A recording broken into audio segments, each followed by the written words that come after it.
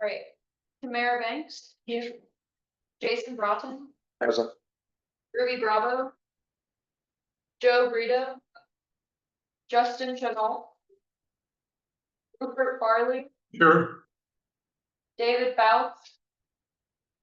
Denise Flatley. Robert Fogg. Here. Glenn Goldsmith. Larry Gross. Here. Rebecca Heron. Yolanda Hickey. Here. Michael Hoyt. Sandro Jagroup. David McLaughlin. Here. Yolanda Parker. Here. FAMPO. James Powell. Robbie Thomas. Alan Watkins. Here. Clinton Wells. Here. Timothy Welsh. Kevin Wilkinson. Here. Right, and chair, we have a forum. Okay, very good. The next item on the agenda is the approval of the September 10th, 2025 CTAC agenda. Do I hear any motions to amend the agenda? Mr. Rupert Farley, I move to approve the agenda. David McLaughlin, second. Oh. I think we had a request earlier for a potential amendment. Okay, I'm sorry about that. Could you pull it back on the agenda, on the motion? And I'd be happy to withdraw that motion. I would like to make a motion that we have the staff reports, member reports brought forward to this time under public comments. So we have an amended agenda where we would have a request to amend the agenda to move the member reports, item number 9, to right after the public comment. Do I hear a motion to accept the amended agenda? Why would we want to do that? I wanted to discuss something and I have to leave to go to another meeting, and what I wanted to discuss is going to be at that meeting on data. I'm not following all that. On That's data- what speaks to us. I have to be at a meeting at 7 o'clock on data centers in Spotsylvania County. Oh, I would like to discuss that before I have to leave. But you made now I got it. Yes. I second the motion. All right, now we have a motion and a second. All in favor? Aye. Any opposed? Motion passes. Okay, so we have an approved agenda. Next item on the agenda is approval of the August 13th CTAC minutes. Do I hear a motion? Farley, I'd like to hold off approval of those minutes until the next meeting, because when I read them, there was no mention of the rather lengthy discussion we had about UDAs, and I feel like that should be in the minutes. Yeah. Okay, so we have a motion to defer approval of the August 13th, 2025 CTAC minutes. Would you correct that? Is there a second on that motion? Second. We have a motion and a second. All in favor? Aye. Any opposed? All right, moving on, public comment. Next item is public comment. Do we have anybody from the public who would like to speak? We have nobody from the comment, so we will move on to the next item, which is member reports. Okay, and some weren't here at the time, but we have a meeting at 7 o'clock tonight, Spotsylvania County, and it's my district that I'm the representative in the Spotsylvania County Transportation Committee on data centers, and we're getting very heavily involved in data centers right now.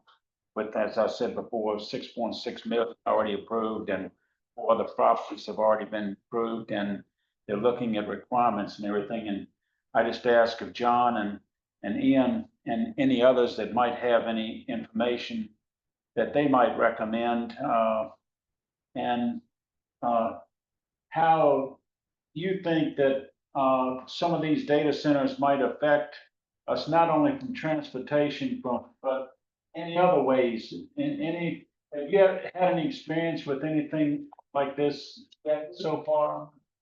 So, the chairperson, to just answer the question as best I know, context is everything, right? We have decision by a couple of major corporations, multinational companies, to make Virginia the center ground of all of their data centers. One company has said publicly, our aim is to put one data center in every county in Virginia. But the two things that affect counties immediately are provision of electricity and the use of their water. The water affects you directly because invariably your water source has to be used to get the thing going, right? And they use the water for cooling and other things. The electricity is something that's complex, and I'm glad you said other than transportation, because it's not directly a transportation issue, but the electricity thing has got hidden costs that we are not thinking clearly about. Before this big surge in data centers, the state of Virginia was needing to import 40% of its electricity, according to the current governor, from outside of the state. Now with data centers mushrooming at a rapid rate, additional electricity is needing to be found, and they're not generating it. And the current president has put a stop to a lot of wind turbine projects that were in the pipeline. So we're going to have an electricity problem. We're not generating enough. So the question is, where's it going to come from? Already, Dominion Energy have said that they're extending the wait time for any new data centers to get connected to the grid, because it's a runaway train. There are too many coming on stream at the same time and they can't cope. That's just to put in the wiring. What about actual generation of the electricity? So Virginia's going to have to purchase more and more electricity from out of the state to make it work, or find some magical way of generating electricity real quick. Some people have started talking about micro nuclear stations. The military have looked at this because their own electricity supply is being compromised because Virginia can't produce enough electricity. The thing that I've seen on television is that there is an increase in the cost of electricity for all of us homeowners because of the demand for electricity going up so significantly to supply the data centers. So there's an unforeseen cost to you and me on our electricity bill just because there are too many data centers going in a short space of time. Nothing to do with transportation, but it is something to think about, that the electricity supply is not just about, can we connect you? It's not just connection. It's the fact that we don't have enough electricity in Virginia to supply our current need by 40%, according to the governor anyway. And now we need to find more. And because it's all in demand, they push the price up. I have a thing at home that I can save if they can reduce my electricity usage during peak times because they're struggling to supply sufficient electricity. And I come from a country, South Africa, where this became a national crisis. So they had a point of order. This is a CTAC, not a public utility. Your discussion was specific about implications on transportation, correct? Well, yes. I think the response should stick to that subject. In terms of transportation, there are two things to consider. Data centers have less transportation needs when they're fully operational than if you built houses on that land. However, where you site those data centers leads to transportation outcomes that you might not like. For example, if you put the data centers in the urban core of your urban area, you're pushing the housing further out into the farmland. That means you've got to have roads upgraded to go out there to supply. For example, this big housing development that's proposed and is, I think, under litigation in Orange County, right on the Spotsylvania border. Yeah. There's some transportation problems with adding all that housing far out of the urban core. So if you put your data centers in the urban core, the new housing that's going to be built is going to have to be built further out, which creates stress on the transportation system. Urban sprawl creates more traffic. because we didn't build the roads out there big enough to cope with all that extra traffic. So now you gotta add lanes onto roads like Route 3, right? So it depends where you put the data centers, how much impact there's gonna be on transportation. If you put them in the core, I think that's a really bad idea, because you're gonna push the housing further out, and I think that's terrible, because you're gonna have to drive further, we're gonna have to upgrade roads further out, there's a cost to that. But it's not immediately known or immediately thought about when an individual application comes from an individual data center. City of Fredericksburg is putting a data center right here in north of Central Park. And I would call that the urban core. So housing that might have been built there in the next 15, 20 years, now it's got to be built further out. So that's my comment. The other odd to this is data centers have to be secured facilities. And so they might have, say, roadways or infrastructures built within their sites, but it will not be accessible to the public.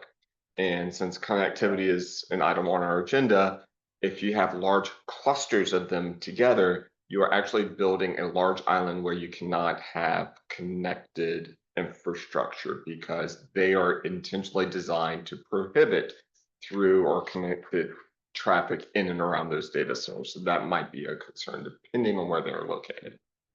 And also, just to draw a dotted line between what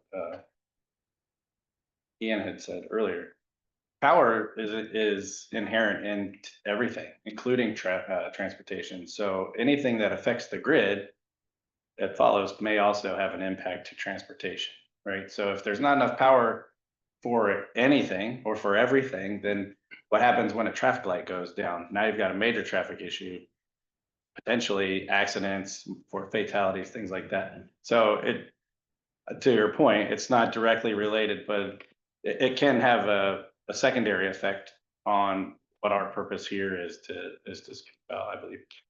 Okay. One of the things that I would like, if you wouldn't mind taking as a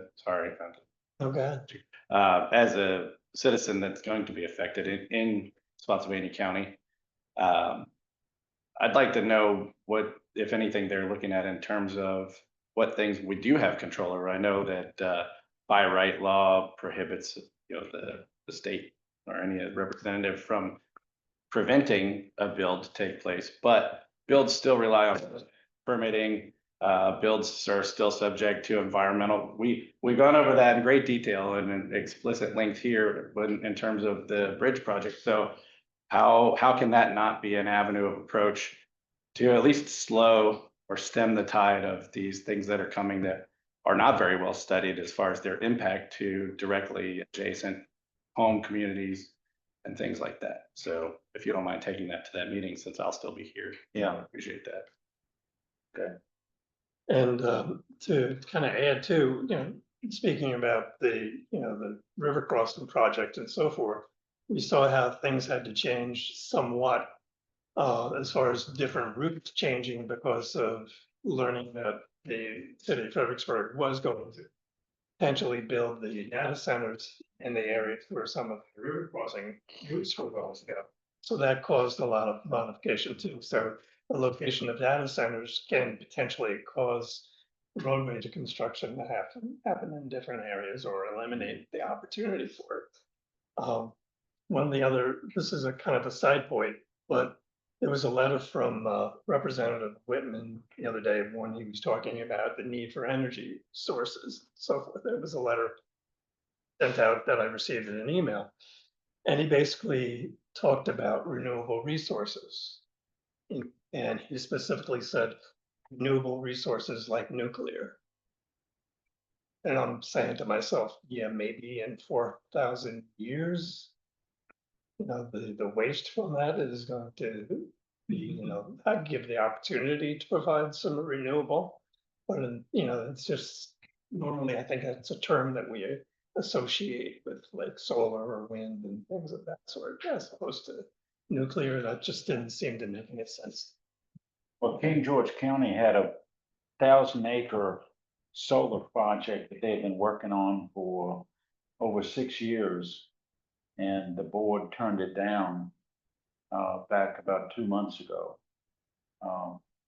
Because about 100 people got up and said, and the board said, okay, if y'all don't want it, we're not going. Right. We're not gonna let it come into the county. Yeah, and as Director Alex was saying too, there are offshore wind farms that have been lost their funding. There was a massive, I guess, construction that was going on in the state of Connecticut. That was curtailed and they had already completed 65% of it. It's crazy. Thank you. I'd like to, if possible, I'd like to add two things. I work up in Prince William County. We've got a lot of data centers up there, that are under development when, some form. Two things. One are the amount of industrial property that we have, going back to what you said, we're losing. We don't have enough industrial property. Going back to what Ian said, we're now people who are trying to set up in industrial sites are trying to find other places, and they're starting to come in with applications for rezonings, which may or may not necessarily be the ideal location, because in industrial zone areas are disappearing. The second thing is the county has been working on, Prince William County has been working on a noise ordinance for literally a year and a half.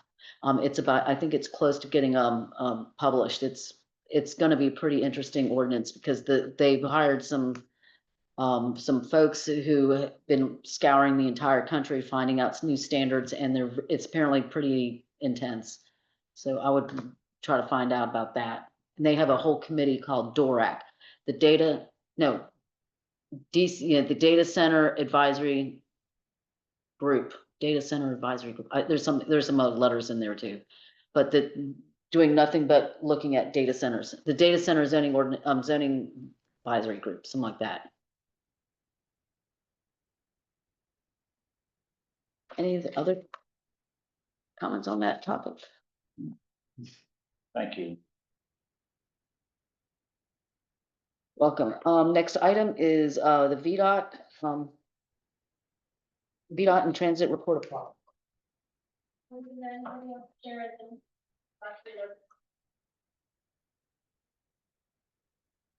I want to share a good thing.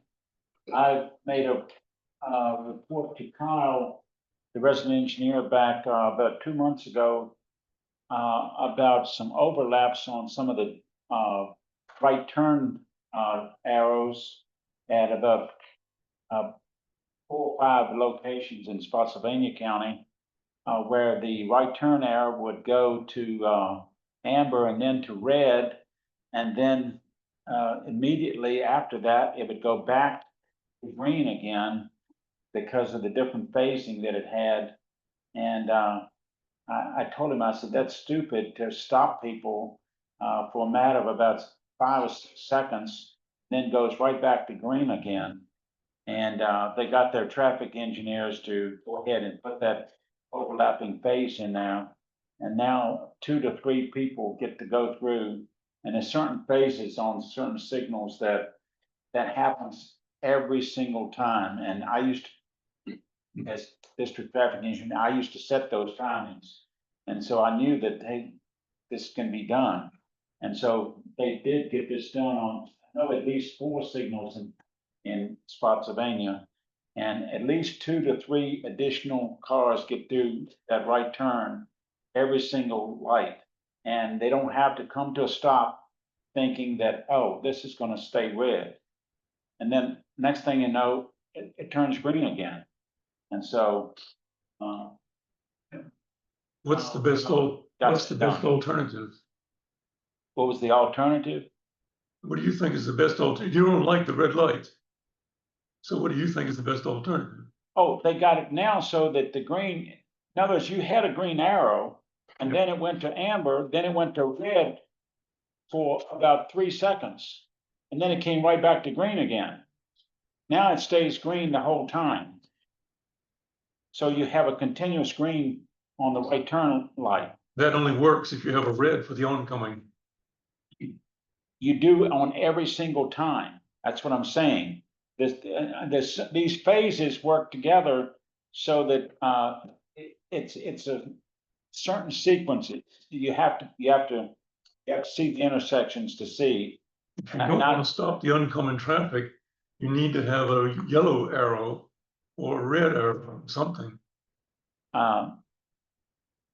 You'd have to see the intersections that I gave him to see that the phases are coordinated so that you would get that same right turn on both phases, the one that you're in now, and the next one coming up.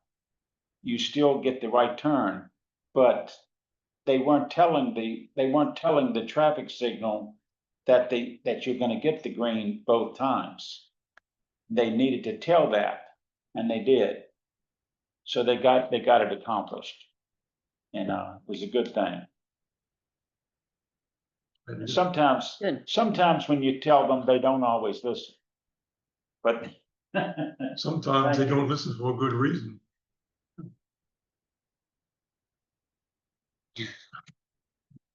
Well, it's a good thing that we got it's working now, right? yeah, And we're all, that's a good place to be.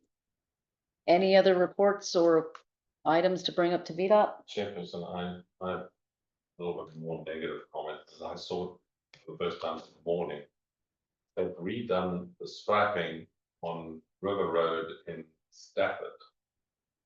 And I have seen worse striping in my life, but not many times. It's narrow. They painted the lines over the vegetation, over the potholes, I mean, and the center yellow lines or orange, whatever color they are, it looks like a drunk guy going through there with the line thing. It's all over the place. I don't know what happened, but it's just gotta look for yourself. Somebody was not having a good day when they painted those lines.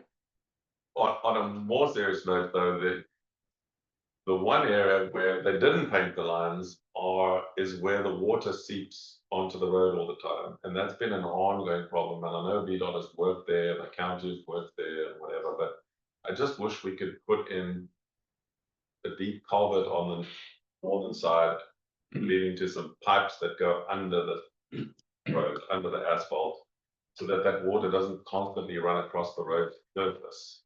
And I can't see how that would be enormously expensive to do. It's only a 2-lane country road. It's not a sort of put a couple of pipes over there and replace the asphalt. I don't think that prices, but it's still, water's still running over the road all the time, and so you couldn't paint the white lines or the orange lines there. You just left that section as you got no line, because the water's still running over the road when he obviously or she went there to paint them. So it's like it's no good painting the lines when you can't do a proper job because there's too much, you've got to cut the vegetation first, fix the water running over the road and all that, and then paint the lines.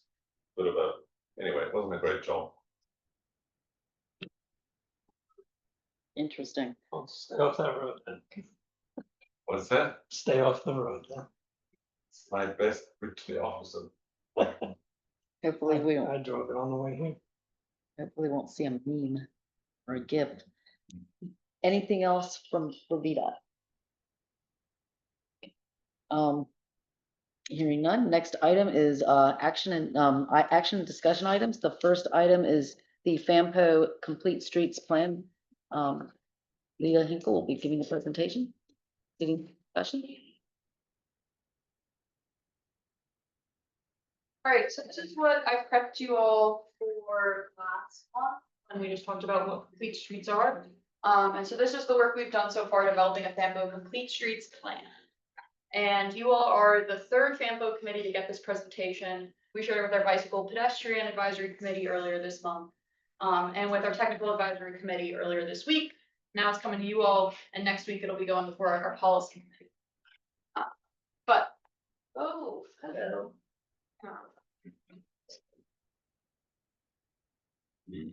So complete streets are defined federally as standards or policies where all users of the transportation system have access to safe and adequate travel.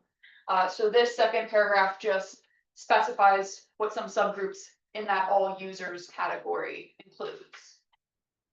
And the reason we are developing this plan is so that we can create a resource to address safety and accessibility needs within the region, and also to have a resource for supporting funding applications for projects specifically that pertain to bicycle and pedestrian infrastructure and transit infrastructure. And we'll do this using a network-wide approach that is better defined later in the presentation, so I'll kind of hold off on that for now. I did want to emphasize that our focus is on the urbanized area. And you'll also see that later in the presentation. So there's two tools that we've developed for this plan so far. And the first, they're both interactive maps. The first one is emphasizing the safety issues that this plan will address. So this map, which you all will have access to, maps crashes involving cyclists and pedestrians in the region from 2016 to 2024, the beginning of 2024. So just under an 8-year period. And it's Spotsylvania crashes, Fredericksburg crashes, and Stafford crashes. And here they're symbolized by how severe they were. So in that just under 8-year period, 37 of these crashes were fatal. And in total, there were 415 crashes involving cyclists and pedestrians in that whole period. But you all are welcome to come and explore this, and you can click on each crash and there's more information. And this is just taken directly from VDOT's layer, crash layer. Yes, so that's included in the presentation and kind of just identifies and defines the safety need that, especially for multimodal transportation, cyclists and pedestrians, what we're working with in the region. So in order to address this need, our plan will establish regional guidelines through developing street typologies, which again, that's kind of, I'm introducing this idea early, and there's more to come in this presentation. In addition, the plan will identify priority corridors and network connections, establish prioritization guidelines, maintain a list of regional multimodal projects, and identify funding sources for funding those projects. So here is where we get into the second tool that's been developed for this plan. And like I said, it's another interactive map that you all can access. And this is just trying to capture the existing infrastructure that we have right now. What facilities, what bike ped facilities, what transit facilities are out there. So I'm going to run you down this kind of navigational panel on the left side, which will be helpful to access. So up top, these 3 squares will bring you to layers. And here you can turn these on and off as you wish. Right now I have the bus routes turned off, but clicking this little eye that pops up when I hover over it, those are brought up, and you can click on the routes even to see what they're called, and just more information. On-street bicycle, that's like the bike superhighway marking, right? Yes, yes. So on street bicycle, I'm actually going to I often turn the bus routes off because they do take up quite a bit. But you can see, so this is the drive, which doesn't really have marking on the pavement, but there is signage that just says to share the road. And then in downtown, there's a couple too, and those are just more traditional sharrows, I guess, with the bike printed on the pavement. Yeah.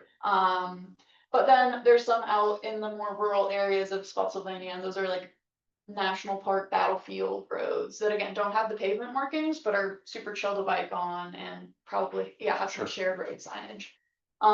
But you can see also this pink blob, like I mentioned earlier. We want to focus this plan on the urbanized net area, and so that's what this is mapping out.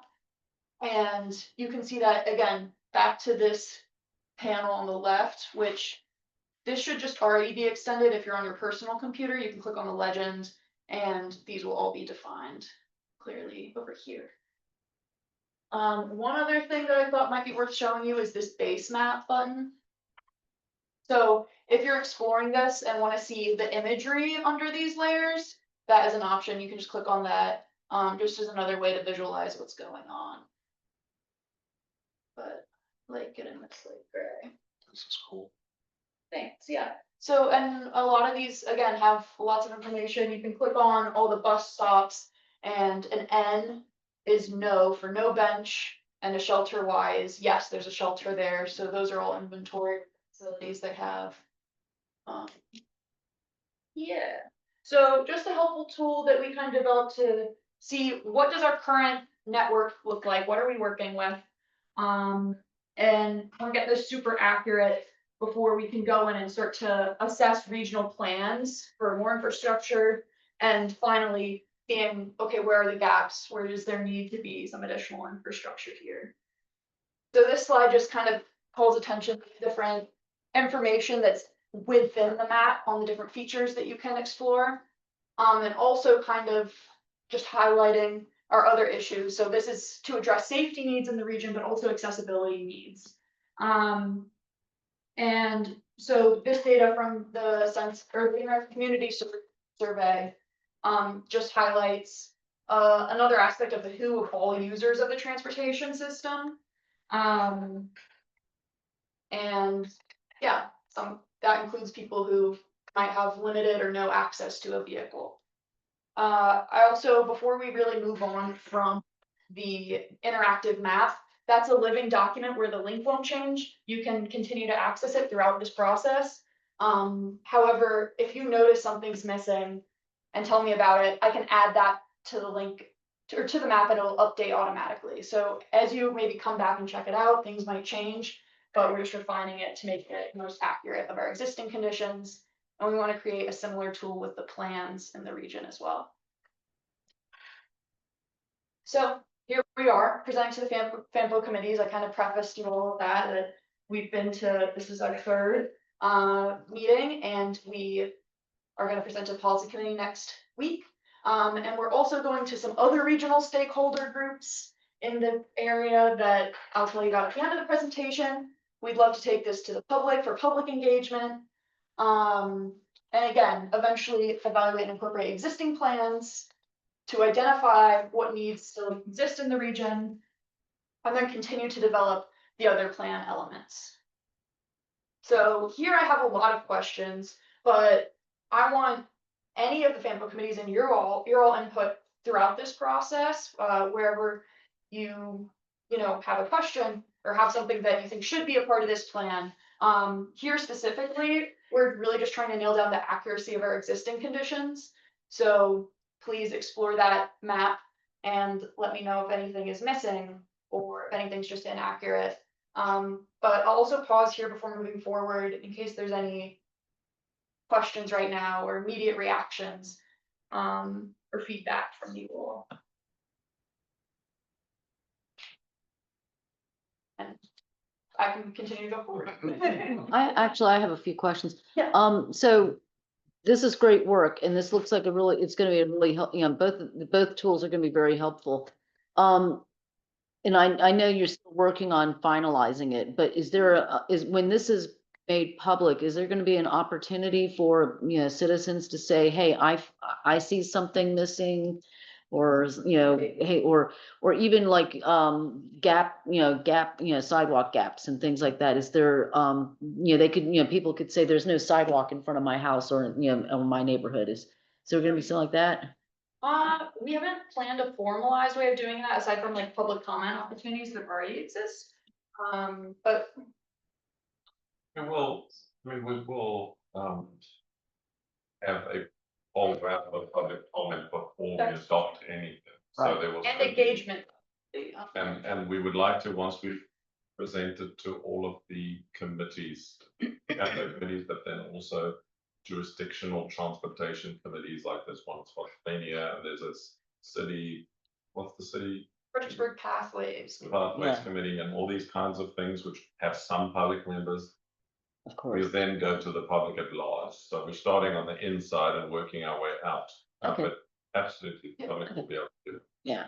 Okay, great. I should have known that. We just can't promise to build a sidewalk for everybody. We just trying to integrate the system. Okay. No other questions or feedback. Now I can continue on into how we can create these regional guidelines to continue streets planning in the region. And so starting off, you all may or may not be familiar with a system that is already used by state and federal government mostly for classifying our roadways. And so here's just a couple different classifications within functional classification system. It gets kind of technical and is mostly automobile centric. So street typologies, which is what I propose be a part of the FAMPO Complete Streets Plan, classifies streets for the multimodal network. So I've seen this in other complete streets plans for other regions that I've been reading in preparation for creating our own. And it's involved in not only plans, toolkits and guidelines for complete streets planning.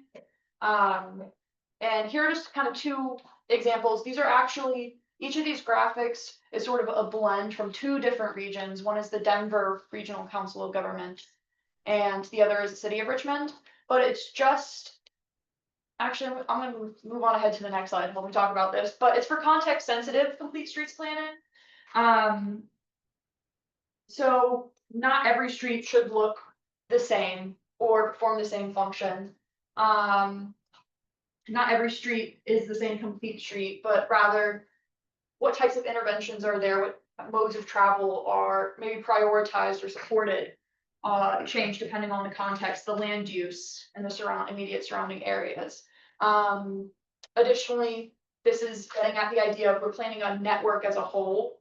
We want that network-wide approach is not starting bottom up, like every street should have this, and this, but looking at the network as a whole, on bike you should be able to get from here to here, what roadway is most appropriate to support that travel, just a cohesive network overall. Let's see. Yeah, so this would guide standardized intervention implementation, just the same types of streets throughout the region would supply the same facilities. So again, travel is cohesive. You're on the same type of road in Stafford and you're moving through the city and on into Spotsylvania. You're meeting the same facilities on the journey. It's not disjointed. It's smooth, easy to travel. So this is just an example of how we can classify streets from Maryland. So here they're using street function and the land use context to classify streets, and just kind of an interesting graphical way of displaying that, which I thought might be helpful to look at. And additionally, the right side column on this slide just has a bunch of different street types seen again in other places that have created street typologies, what streets they've identified in their region. And these are questions that we'd have to answer going through and doing the same process. Yeah, so again, kind of starting with evaluating the network that already exists, what types of streets are in our region, and then using that to inform the interventions that we apply and plan for.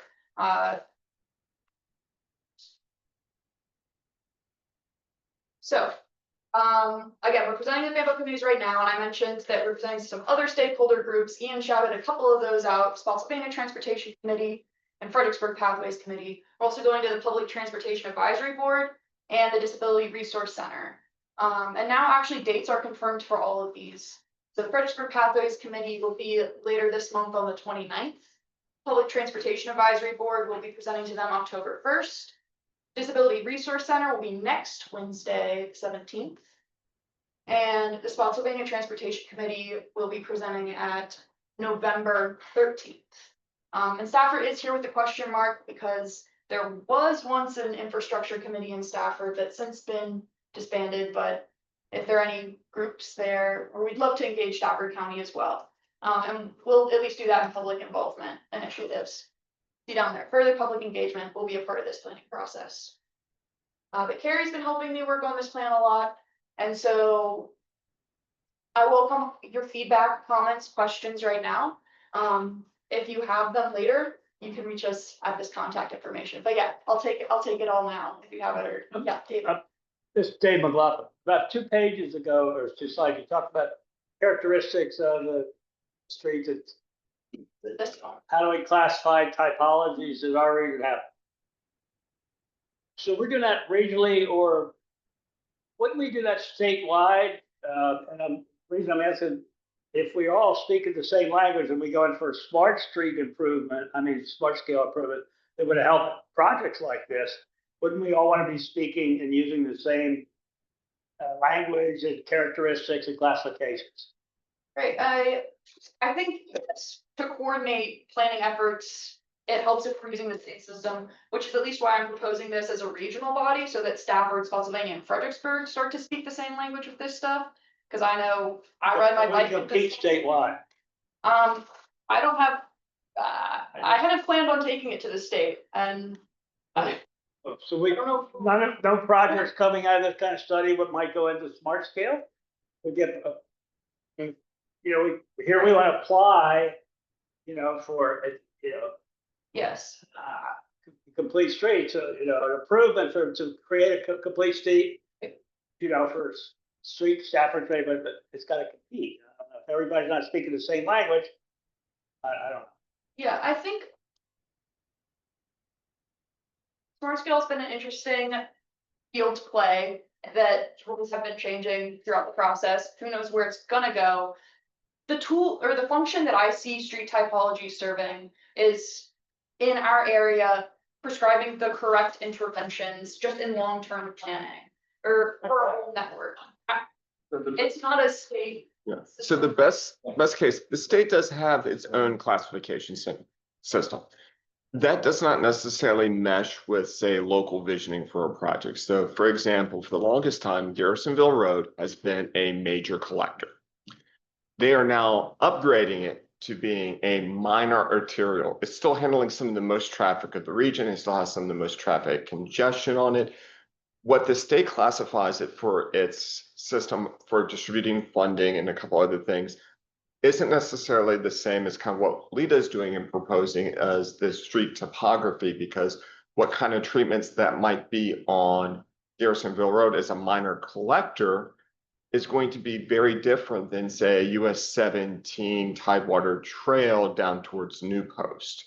Even though that would be considered to be a major arterial. It's still a 2-lane road versus a 6+ lane thing. And so this is actually looking at the lane use around it, kind of incorporating a lot of the other items that we've been talking about at the Transportation Committee, is how we integrating connectivity, because that's a big question for complete streets. Because on example Route 3, we try to maximize mobility, getting vehicles through, particularly near 95, but a lot of the commercial businesses and items between that and Salem Church want curb on everything, and that's a land access issue. So you actually have to start having a conflicting desire for that type of street on that item, so that VDOT might be trying to maximize mobility through, the local developers might want to maximize access, and you could have a hodgepodge of things that don't work well for either, and you have the quintessential Salem Church Road, kind of that area back up. So this is just providing the inventory, getting a better assessment over roads,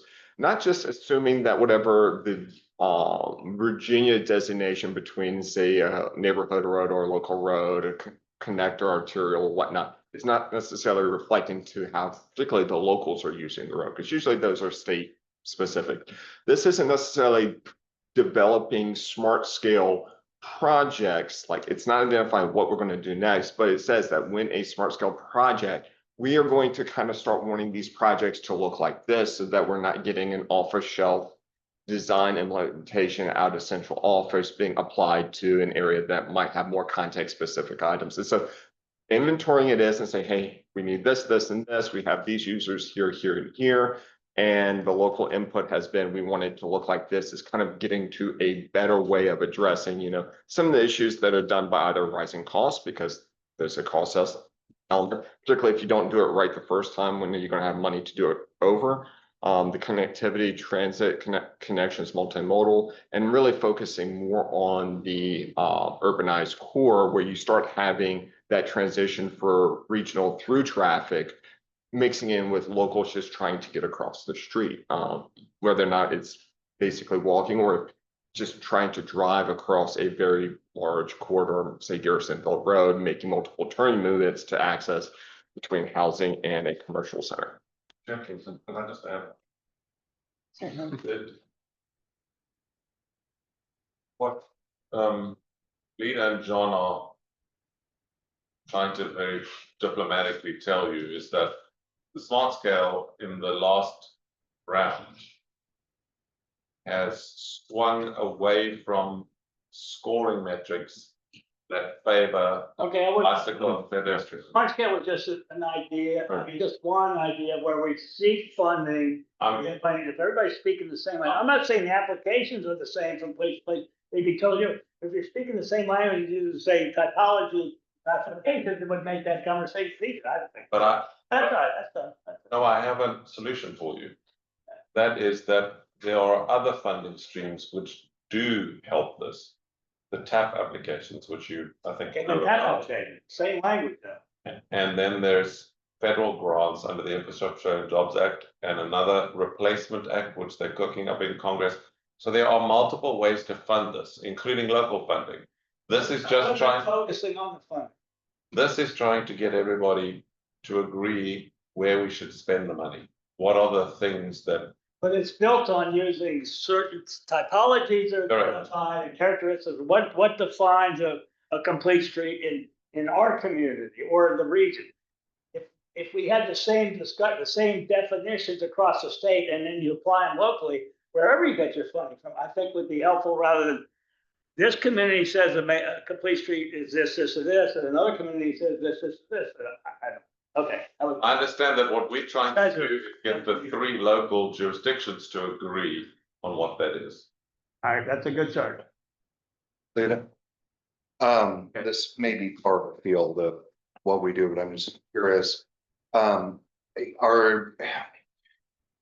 we talking about implementation in existing infrastructure or moving it into future infrastructure and roads that are created, or a mix of both? I mean, what's the long-term sort of application of this into what we have? Say we get Spotsylvania, Stafford, and Fredericksburg all say, yes, do this. I mean, like, and someone says, go forth, good friend, and do things. What do we do? Right. What's next? So implementation, maybe you're getting, or on a slide I had intervention implementation or appropriately implementing the right interventions. And so that implementation of a new infrastructure not being limited to a new road, but just facilities for bicycles, pedestrians, and transit where there currently are none. Sure. And this plan will certainly have planned projects that are really specific and already almost even in design as a part of this. But my hope for this plan is that it can continue to support planning efforts further into the future than we've thought right now. And that's where I think the street typologies is particularly powerful. Just if we can classify, develop, okay, what streets are in our region, what types of streets, what typologies do we have? And then we classify all the streets in our region. Finally, we're looking for new improvements, or we've completed these projects, it's X many years in the future. This is the type of road we're working with. Let's look at this plan and see what interventions are appropriate for this road. That answers your question. Both bridge recruiting.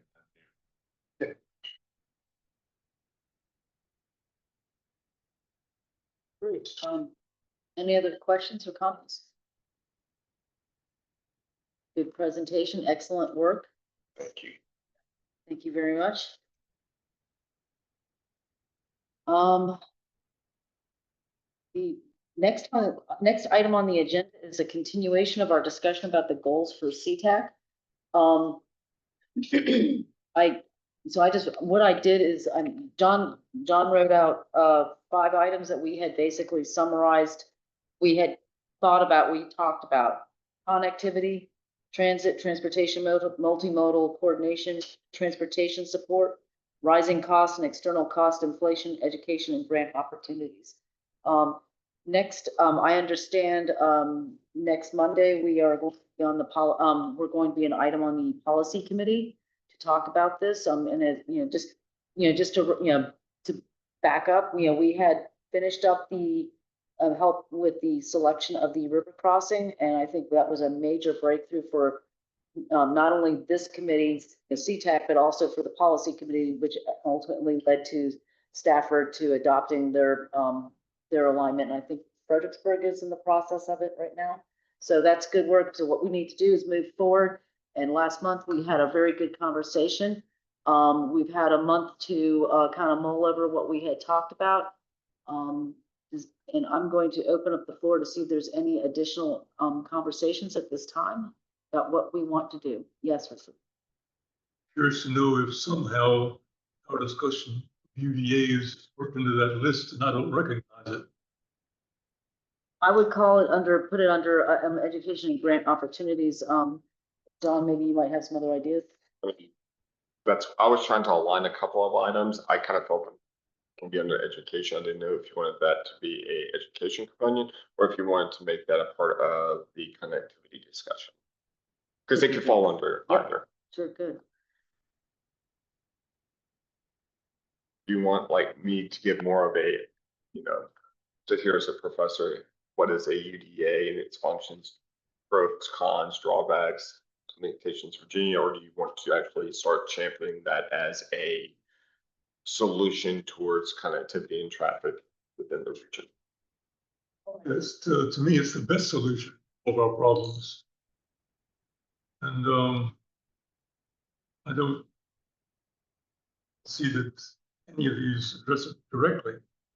We're trying to undo the short-sighted transportation reforms of the 50s that we're still hammering at with all these other kick it down the road projects. Getting rid of those transportation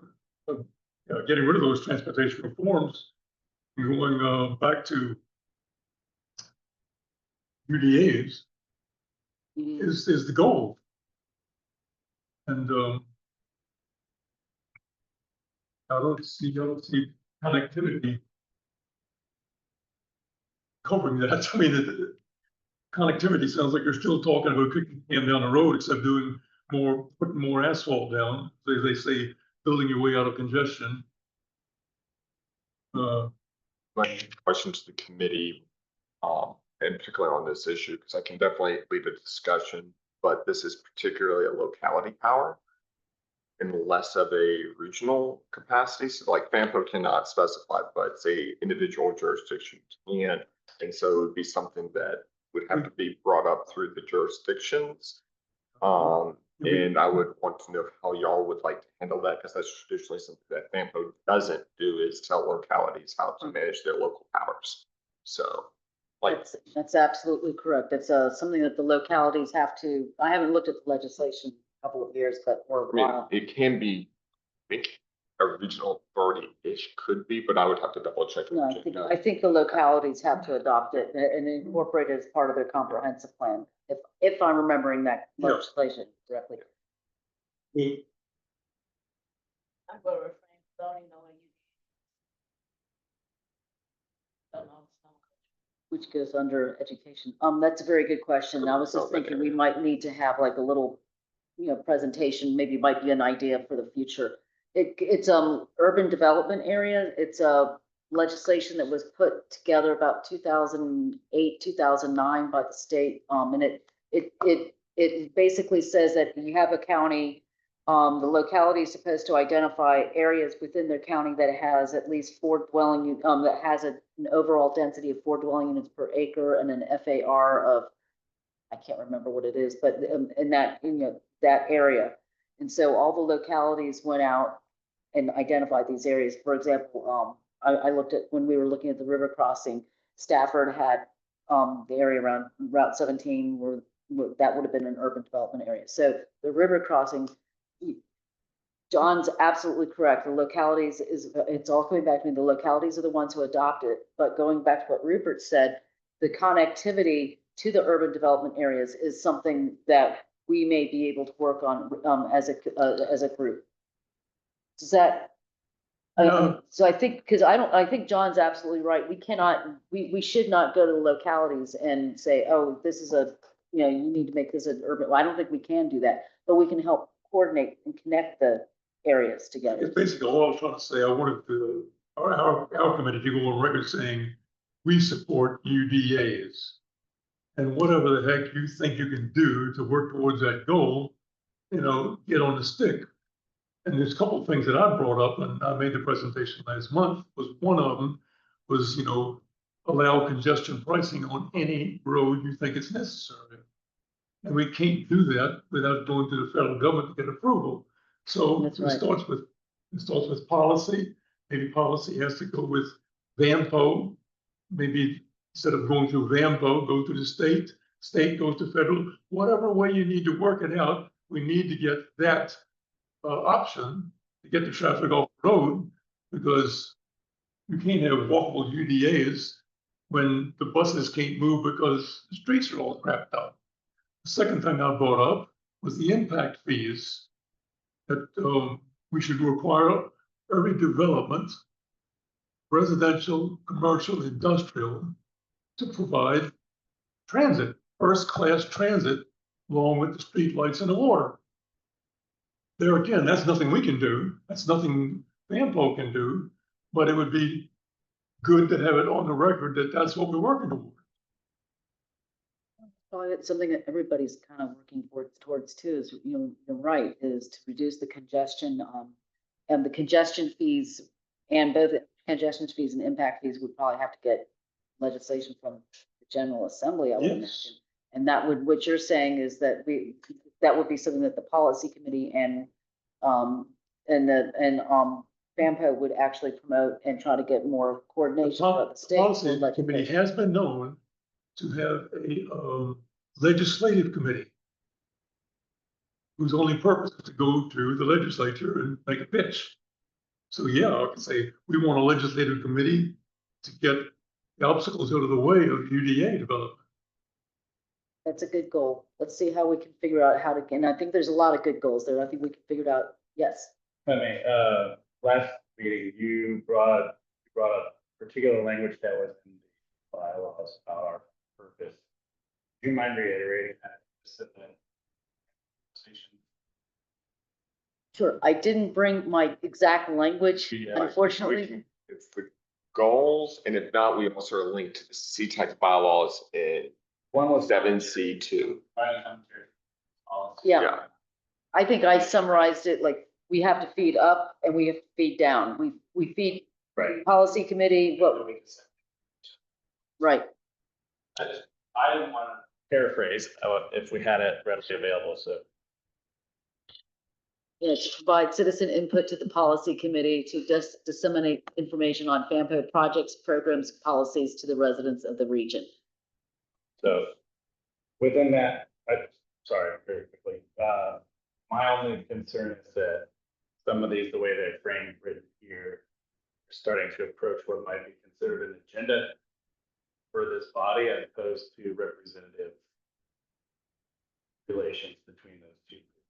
That's So I just want to put that out there as we're having the conversation. Personally, I think we should remove ourselves from having a specific agenda and focus just on. when you say an agenda, you mean agenda that pushing one thing more so than anything else, or? Yeah, it's just reading that this is kind of our checklist of what we would like to get accomplished as opposed to, education being combined with grant opportunities. I think education, when we spoke about it last meeting, was more of educating us as a body so that we can better understand things that are presented to us, and then we can better do those. We also said, expand information and educate others on bus routes. Yes. What routes work for the community, what does not, incorporate all systems, OmniRide, VRE, slug system. Right, and I think grant opportunity may have been. Well, I thought it was also, What's about out there.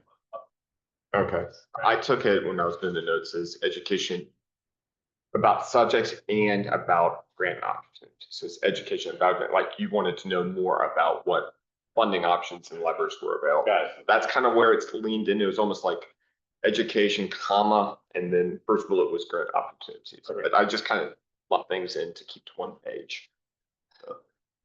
So there's more areas of focus. Yeah. Right. Is what I'm getting at than particular. Push up or down. I was just gonna read to you that UDA are a Virginia state policy. So we don't need to make it a state policy, it's already state policy. The only thing we or anybody could do is convince the local jurisdiction to implement it in their jurisdiction. It's already a state policy, so it doesn't need to be made a state policy. Code is 15.2-222. There you go. Of course, the problem being, Maybe I'll let you get into it. is although it's state policy, we don't have the tools to implement it. We don't have, the impact fee of transit. We don't have congestion pricing. Without those tools, having that as state policy is worth the paper it's printed on. If I may, can I bring a quick research blurb as a presentation for a future agenda item so that we can all talk on even footing? That would be an excellent idea because Tamara brought up that she's trying to figure it out. We're looking at this and I know about it because I work with this stuff all the time. So yeah, I think that would be an excellent idea. And I think also we do not have the UDA as a tool. That is not our tool. That is the locality's tool. Our tools are the buses, bus routes, connectivity of the bus routes and to the UDAs and to the other areas. I think, would you? Like, if the question is, how do we make our UDA policy work together as a region cohesively, then we can start leaning into that.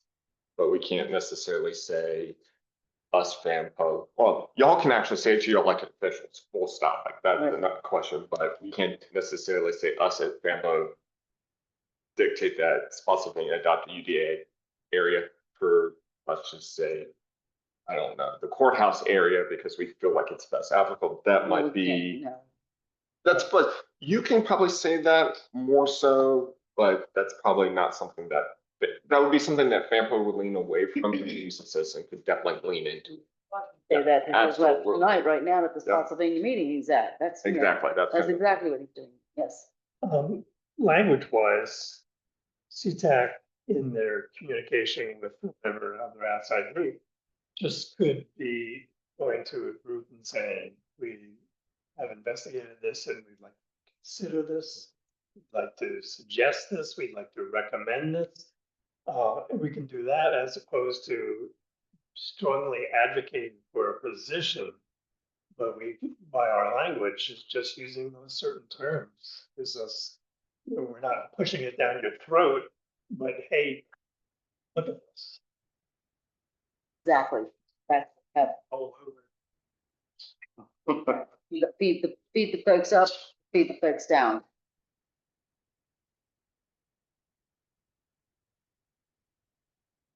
I think doing a presentation on UDAs would be great. We have a lot of folks like Tamara just said, and I'm sure there's other folks here who are not dealing with this every day. I know I need an education on it I know myself. too. Okay. Have to do the research. And so, let me ask this, let me ask this, can we do like a go round robin and kind of just maybe get your sense of what we should do? I mean, and I won't say anything at all. Just, does that sound like a good idea? What would you like to see this group to do next? Or what do you think our next step would be? I think those are two pretty distinctive questions because what we should do next is a wish list. What the step would be? Yeah, well, yeah. I got that. Let me rephrase that question. What do you think our focus should be? What do you see? What do you vision our focus to be? And let me. Yeah, nobody else. So I've always seen this entity more as a passive advisement, and it's in the name, advisory. So we're reactive by nature, by definition, as opposed to proactive. Now, that doesn't mean that we can't be proactive. We can't discuss things that, as Alan mentioned, that appeal to us, that we think may appeal to the general public. But, and particularly, I wanted to point to that language. It was informative to me because I hadn't read it prior to the last meeting, but it kind of reinforces that we're a go-between. We're supposed to be the voice of the people to the committee that reports directly to elected officials and vice versa, right? Kind of an advisory, explanatory function towards folks that aren't. So I think in terms of what's next, or what I would like for us to do, if there's a lull, right now there seems to be, the bridge project is on a glide path around. While there's a lull, I would like to see us get some education on some of these things that, that matter. It may not be something that's going on right now, but like the UDAs and things that may matter when the next thing pops up, so that we can have a meaningful discussion, or so that the public can view the education that we get, and they can understand and they can speak up for themselves at public comment. That might be good. I mean, even just putting a webinar or putting on a presentation we have up on the internet. Yeah, all the agendas go, or all the videos go online, so they're publicly accessible. And then, of course, obviously, I mentioned last time, outreach, broadening this group to increase participation, particularly underserved or underrepresented areas. Right, to address that. I do a lot. And when I go out, I have nothing that says I'm a member of CTAC. If I don't tell somebody, they don't know. So now I'm educating on what the committee does, and I usually carry my bylaws with me when I do go out, for the simple fact that they don't know. A lot of them don't even know about the policy committee. And when you talk about reaching out to the serve committee, I'm gonna let you know they care about what we do. They just want to know what's the end result of what we do. So they don't care about, not literally, they don't care about us. They want to know, okay, if I need a bus stop, who do I need to talk to? If I want to know about a route, who do I need to talk to? I don't know if anybody here is actually capable of doing that when we go out there, because I know for myself, I'm uneducated about some of the things that you talk about, because what y'all deal with on a regular basis is different what I deal with on a regular basis. I'm literally front line. I deal directly with the public. I deal directly with transportation, front transit and mobility. But that's kind of always seems to be a boring subject. So, sorry, if I was in with particularly the outreach that I mentioned, and we went in a little more depth last time. Yeah. But is outreach to other folks that might participate as members in this, so particularly Carolina and PG. We determined we're underserved, the member from King George is not here tonight, but so expanding the membership and the participation amongst those areas too, so that more of those people that you're talking about, that you're dealing with on a daily basis, have a voice. And also, to your point, I'd like for us to be providing resources for those people to go reach out to, because like you said, it's not incumbent upon us. We can't make any change. We're not empowered to do that, but we can put them in part of that explanatory function. Here's who we're going to talk to you about that. You get a bus stop, reach out to these folks. I sort of look at it as this committee, we ride the bus, we don't drive the bus. And the bus driver will turn around every now and then, and that's FAMPO, the big board, turns around and goes, "What do you think?" And we just let them know what we think. Simple. That's, But sometimes they ignore us. Yeah, well, as you guys know, I'm new to Virginia, so it was suggested that I join the committee so that I get to know the area and that's kind of been slow for me learning. And this is not my field either. So, I'm more into loans, documents, that type of stuff. So, but I find it so interesting. So every time I'm learning something, but I just feel like I just need to get my teeth in and start working with it. And I'm not really quite sure where, and I was hoping that somebody is going to start something and I can say, well, let me help you with that. But what I thought it was all about was like just simple, transportation, congestion, I was so surprised. The traffic is worse than California. And I was just like, why is it like that? So, but I'm just learning a lot because we didn't have those arrows, that turn yellow, whatever, when I first got here, I sat there because I didn't know that I was supposed to turn. So I'm learning a lot.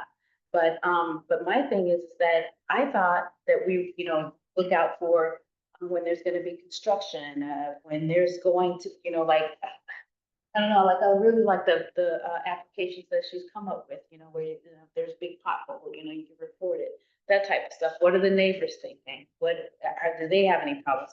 I even thought about like doing a little survey in my neighborhood and saying, hey, do you guys have any problems? Do you have any issues that so I just don't know where to start. So I'm just ready to just dive in and do something, but I'm not quite sure. But I really think that when you look at this, you say it's almost like an agenda, and then you try to compare it to that, it's like, these do seem like specific topics that would lead into something else. So I don't know, I'm just thinking simple transportation. And especially, because I think in the bike and the pedestrian committee that I went to, they talked a lot about the transportation, getting people to medical, getting people to different places from, with like public. I thought of Jolly Trolley because years ago there was this little trolley that it was like a little bus, like a little mini bus, and it would just pick people up in the neighborhood, call in and they pick you up and stuff like that. But just any little thing to help people get around, and maybe clear up some of these roads, and I don't know. Welcome to Virginia. Thanks. I'm actually, sorry about that. Yeah, the person you said about transportation, she said that people will work more if they had a way to get to, if they say they don't have a car, they had public transportation, might have two people in the home that work as opposed to one person. So things like that. So would it be safe to say that you're looking at, your view of this committee is more as an incubator for potential change? Yeah. And within the environment of transportation, similar, I see the bike and pedestrian committee more as like a special interest incubator, right? So. And it's like, how do we get that? How do we do that? I mean. Yeah, I think it's a fine line. Present it to, right. yeah. So we certainly. Good. No, so basically, so we sit here and we think about it and say, oh, it's a good idea if we do that, and then what do? We just write it up and then send it on, and something gets done. Work. Essentially, I mean, that sounds No, like I said, we kind of. don't drive bus. Simple. Yeah, in particular, the way that the bylaws are currently written, as far as our purpose, is more in line with that passive. Yeah. Reading it is more in line with that. That doesn't mean it can't be changed or that shouldn't be changed even, but I think at its inception, it was probably considered more passive element, kind of a bulwark, if you will, between the policy folks and the people that are hollering from their front lawn. But maybe that's too narrow of you. One thing that I always thought of is when we look at our agendas here at CTAC, we are able to look back at the prior meetings of like the tech advisory committee and the policy. But it always kind of struck me that there's nothing on the policy committee's agenda about what CTAC had discussed or whatever. That could give us the avenue to be more of a Generator. communication. That would help us that would help feed us from the top on, and for us to feed them as well. I think which is part of the role of CTAC and it's never kind of formally organized. It's to find out what the public thinks they really need. Nobody really organizes feedback from the public properly. You hear one complaint from one person, and then we talk about that one person and their one complaint. We never go, hey, my whole community is fed up about this thing. They all want us to fix this one thing, right? So we get more of a broad input of the public, and you all are in touch with communities. And I wonder if you can't, as a committee, think through in the future. I'm not telling you what to do. I'm just you're taking suggestions at the moment. A way that we can get the input from your communities as to what their three biggest transportation concerns or needs are right now. What are they? And I think we assume we know what they want, but like nobody actually asks them. And we as staff try to push surveys. That's one way to ask the public. And then we get told the survey isn't representative enough, or there's too many people from here, not enough people from there, whatever the case is. But if we could find ways to get representative responses from the public about what they think their transportation needs are, we can then work with our committees and state bodies to find solutions to those problems. But what we typically always get is the one person who's complaining about their one pothole, and that's a quick fix. And I think we don't say fix it when it's in the city, they can fix it. But what about things that people are really concerned about? What are those things? We're going into creating the new long range plan starting towards the end of this year. And one of the things we're going to need to do is find out what the public really wants to see between now and 2055. And if you aim at nothing, you're going to hit it. So what is it you're aiming for? And we're going to do a survey, I promise you that, but perhaps you guys can think of additional ways of getting input from the public as to what their big concerns are or what their big needs are. Can't fix all of them all of the time, but it would be good to get more input from the public about what their concerns and issues are in a more organized way than the guy next door to me hates this dog. You know, we all have that one thing that irritates us, but what do the community generally think?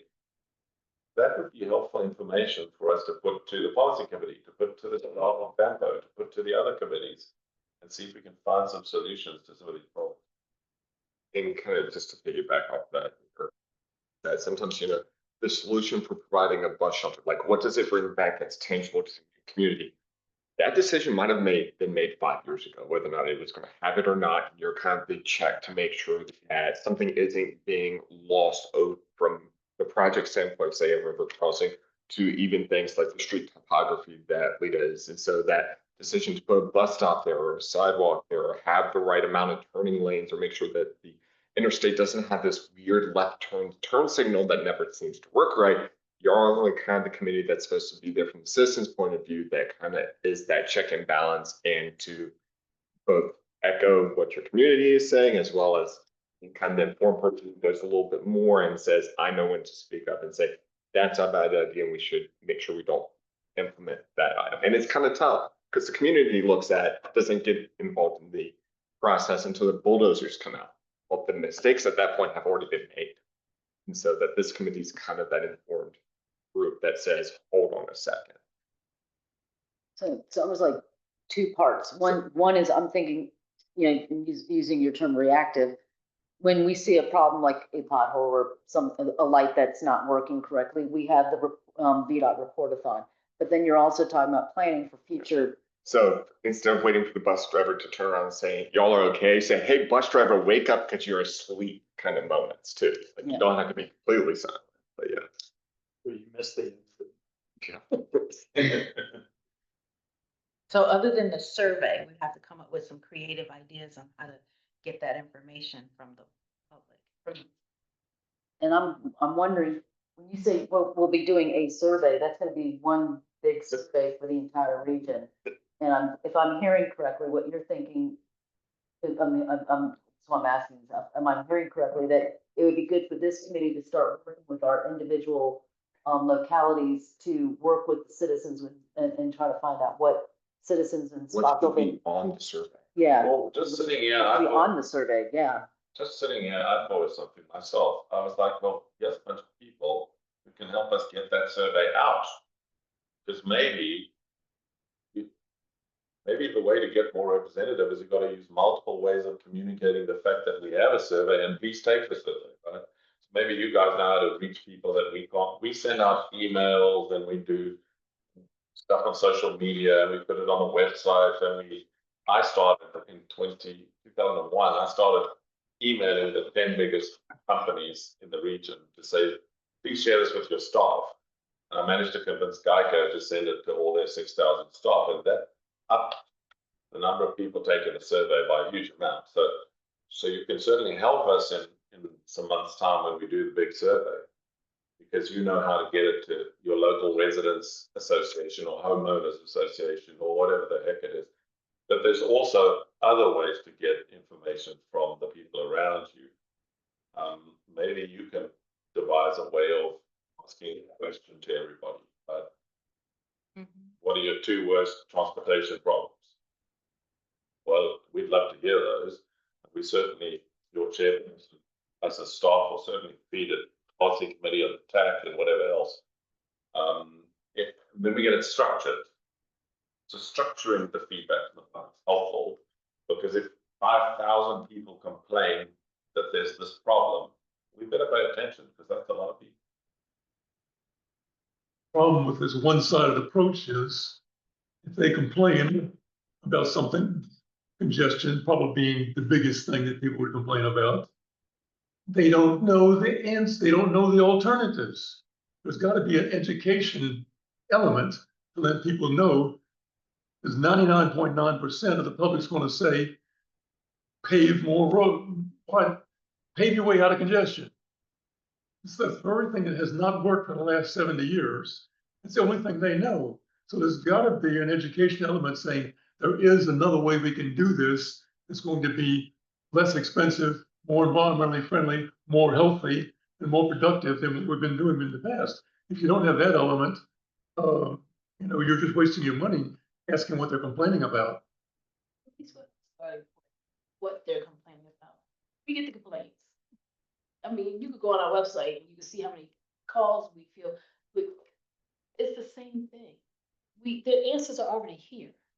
We have the answers here. It's just a matter of, are we going to pay attention to them and start answering? We all know what the problem is. Congestion, the buses don't go anywhere. Is the bike paths are not ADA friendly or age friendly. We know that. Is what are we going to do to fix it? How can we fix it? What are the solutions? We all have a solution. It's just getting it on the table and saying what it is. That's what I've been talking about. We need to put the solution out there that works, which we haven't been doing the last 70 years. I haven't argued with you in a long time. So again, the solutions are out there.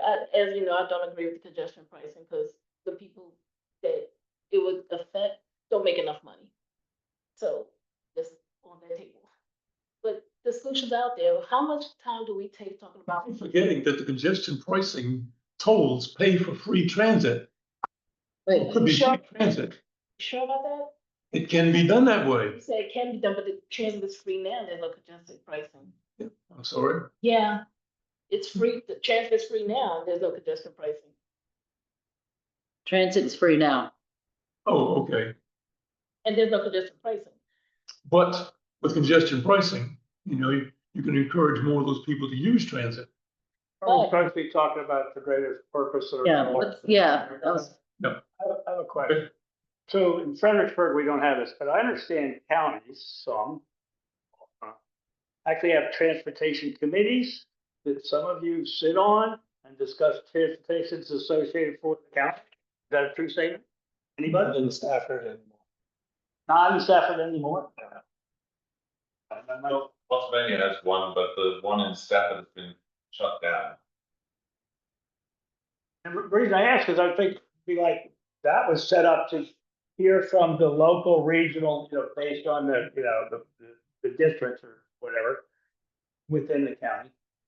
And hear what those people want to hear, and then it kind of gets bubbled up to at the county level. And people like you would come in and say, this is what's important to this section of the county and the county. And we'd say that's not. And it used to be, so it's like 6 years ago, and Larry's on here. We used to talk a whole lot about people concerned about this effort, what's going on here, congestion on 95 and other things and all this. And then we would talk about projects that were going on, what's the status of them, how they look like, how they're competing. And we got to know something about those different projects, so we could talk about different projects and what they were going on and how they would affect citizens. Now, I'm not saying that's easy to do because I don't have a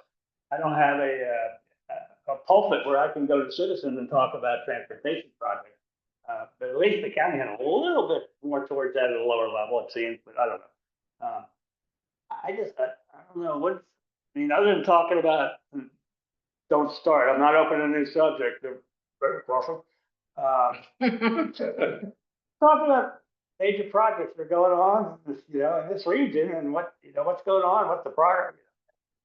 Things like, we used to do it a lot of that. My memory serves.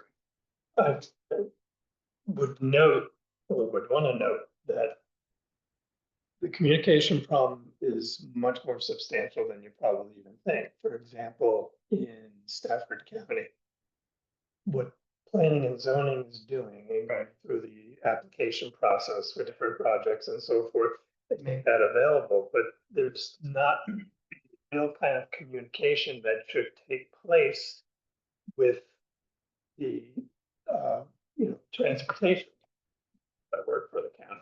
So there's things that are going on that literally, I know personally, I've gone, saw a project and go to transportation and say, hey, did you know that this is happening? And the answer was, well, no, that they didn't know.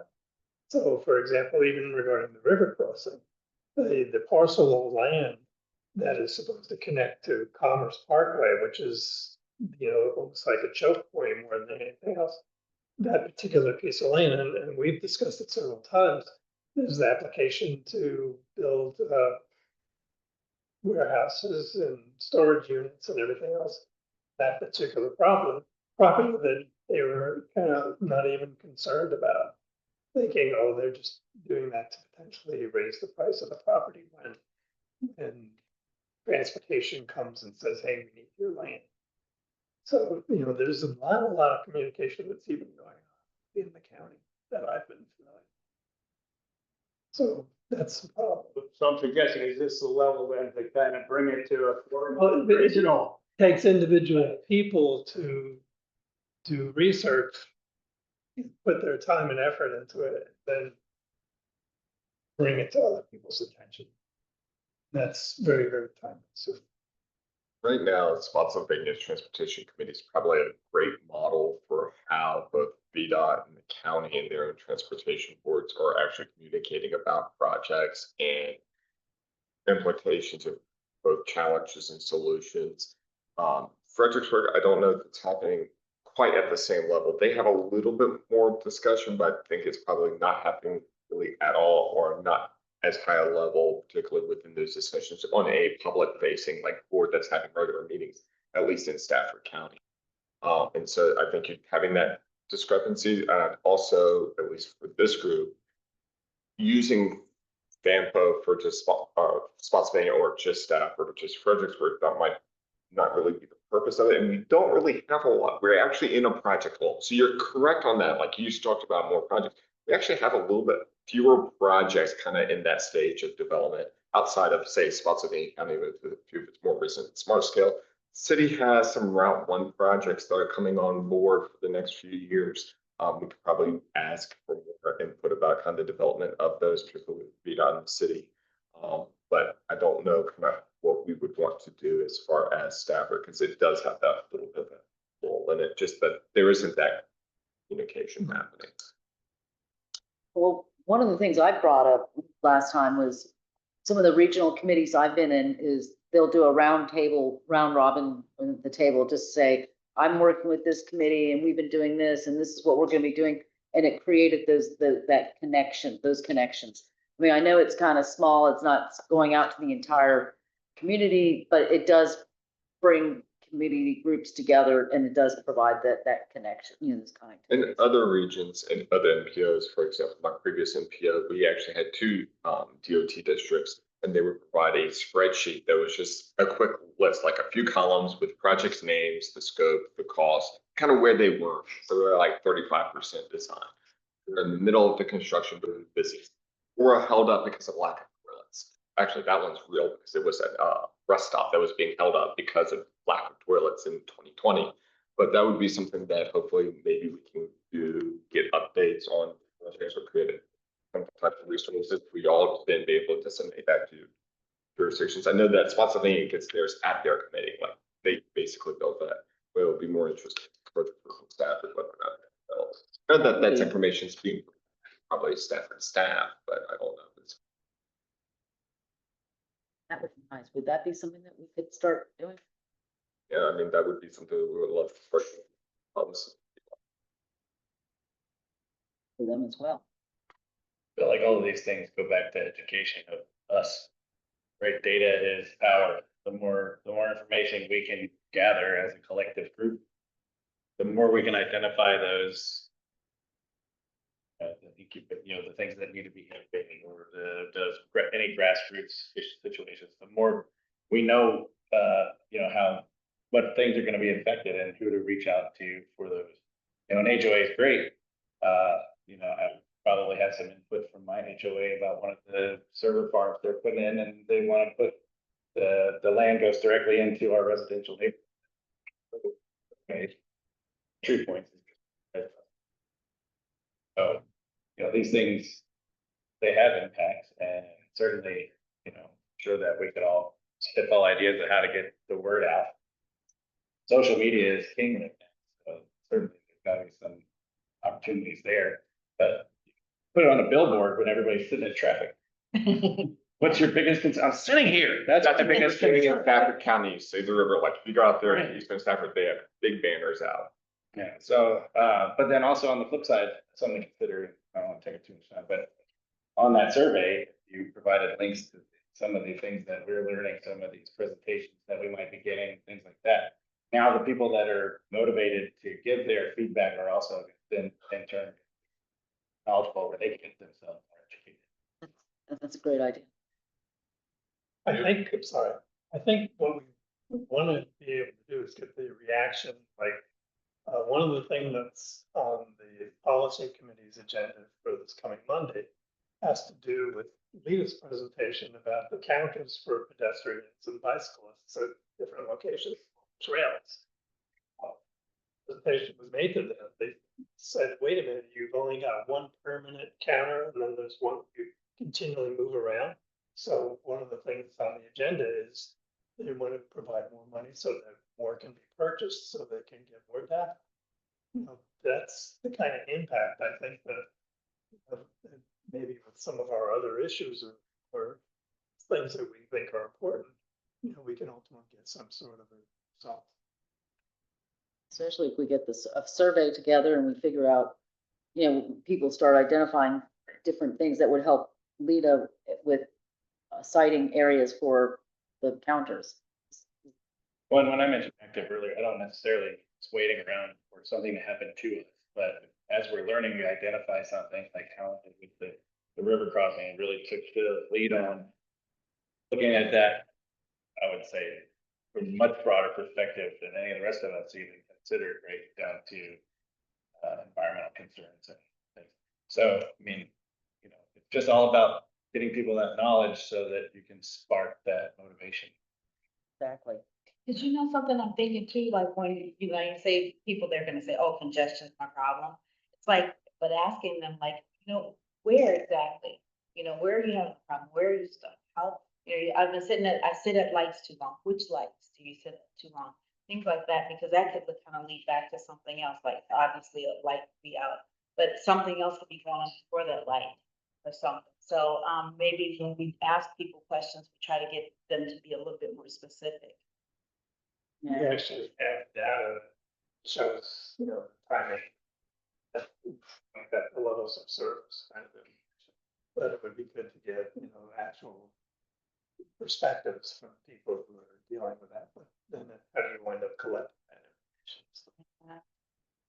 I have an example of something that was very helpful from the 2001 survey. We asked the public what their biggest concerns were, and one person wrote something that I'd never thought of. She said, there are too few ways to cross over I-95. And I have to cross it every day to get to work and to get home. And there's only in my neighborhood like one street that has a bridge over I-95. So I-95 to me is actually a barrier in the region. Sure. And no one's taken up that idea yet, but I put it on the slides when we were report it back on the survey, because to me, that was like an important thing. I think of the river as a barrier. It's beautiful, it's lovely, you can use it for all sorts of outdoor activities, but getting over it, it's kind of a barrier. I'd never thought of I-95 as much as a barrier, and it is a barrier. And this woman, because we went and asked everybody, she wrote back and said, hey, I-95 is my barrier. I can't get over it. I got to go miles around to get a bridge or something to get over this highway.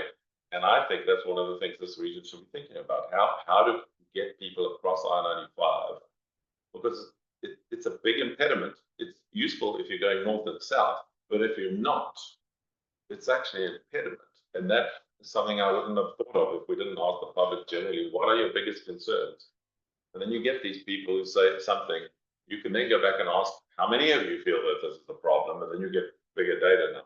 But getting that from somebody is very useful to know. It is. I just made us like a quadrant and circles and looking at the region completely different now. I mean, I always knew that, but until you said it. Sometimes, Until she said it in the survey, I hadn't thought. but you knew it. Every time you looked at the map, you saw Back it. on my mind, but you don't focus on it. You know, having more ethics. Across. Just crossings, yeah. How many of you know how many omni-ride routes we currently have in the region? Anybody know? Many more than we used to have. When I arrived here, with one route and one bus stop on the road. There's a whole bunch now. But I'm not sure everyone knows. We have improved transit for commuters who go north in buses. Hundreds and hundreds more people use buses now to get north than used to when I arrived here. It's a significant improvement. We can do more, frankly, and we're trying to do more on the train side, spending $5 billion, and we're going to provide weekend trains to be starting in the next few months. They're busy trying to nail up the contract. That's another transit option we introduced: Saturday trains to DC and back. And if they fill up, then we'll add Sunday trains and so on. These are all big improvements, and I'm not sure everybody knows about them yet. No, because I thought our presentation said they weren't gonna start weekend travel until, 26. yeah, But they, 2030 they're or. currently negotiating with CSX to get the slots. And as soon as they got the slots, they've already got the funding approved. As soon as they got the slots, they can start operating. They don't want to give us a date because they're still arguing with CSX, and it's a long negotiation process, so they don't want to nail down a specific date. But it's months away. Got to get CSX to say, okay, you can have 9 a.m. and you can have 3:25 and whatever, and then they're going to go. 2040 with the extra line, right? Expecting to have the extra line finished.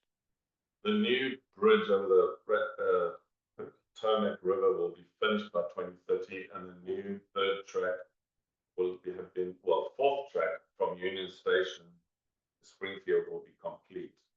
Then from Springfield down, it will become a third track, and the first 5 sections of the third track will be by 2030 as well.